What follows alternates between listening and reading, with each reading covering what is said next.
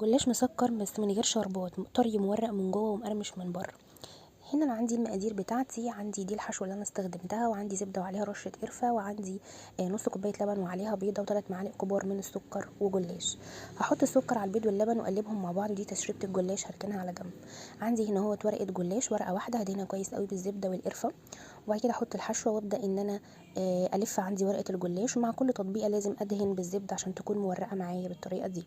هحط ورقه تانية واحط فيها اللفه اللي انا لفيتها.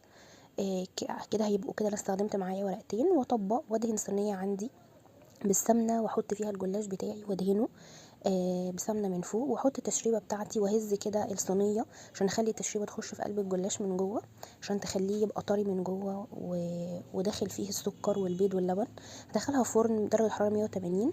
وهنا الجلاش بتاعي بعد ما استوى بجد حلو جدا ومورق وبألف هنا.